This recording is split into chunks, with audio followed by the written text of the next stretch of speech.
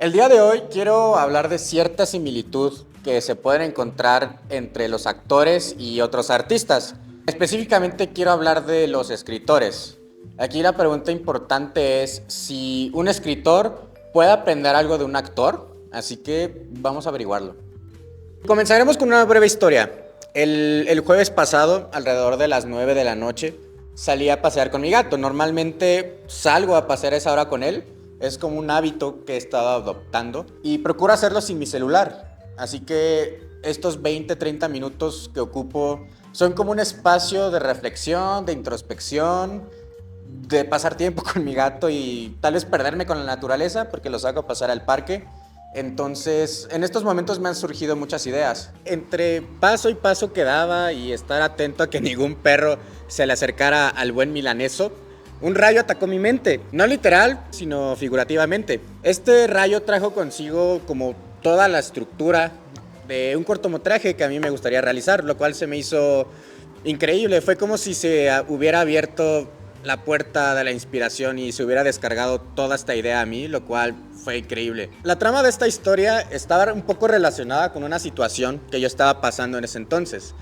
Así que yo corrí a documentarla, a escribirla en mi journal para poder consultarla en otra ocasión, ya que tuviera tiempo para trabajar en esta idea. Pero algo en lo que puse especial atención al momento de escribirla fue en anotar lo más detalladamente posible las emociones que estaba sintiendo en ese momento, y esto fue muy importante para mí. Pasó alrededor de un mes, más o menos, entre el tiempo en el que ya noté mi idea y cuando volví a consultarla. Por suerte, en ese momento la situación que había sido como catalizador para esta idea que había tenido ya se había resuelto, o ya la había olvidado, ya la había superado, lo cual pues para mí era muy bueno.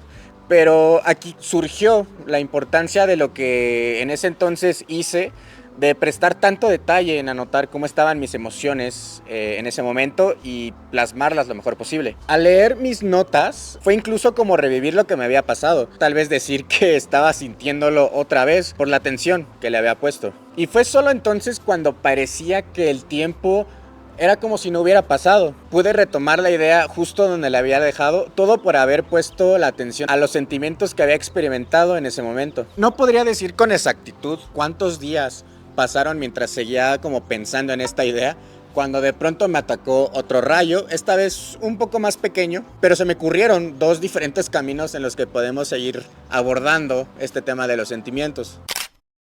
La primera de estas es, ¿qué sucedería si tú tuvieras todo lo que puedas desear en la vida? Hablemos de un matrimonio perfecto, de una familia funcional, o tal vez la mejor salud que puedas aspirar tanto física como mentalmente.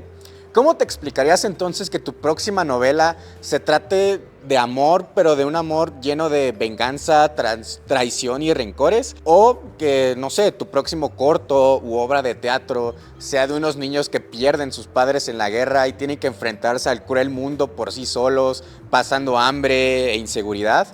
Yo creo que si tus hijos o tu familia ven estas ideas, probablemente te vean con una mirada extraña, o incluso puedan llegar a pensar que estás pensando en otras personas para utilizarlas en tu obra, lo cual creo que podría resultar un tanto incómodo. Por otro lado, también podría darse la situación de que empieces a escribir el guión, por decir algo, de una historia inspirada en la historia de algún amigo o algún conocido, o incluso de una película o serie que viste recientemente.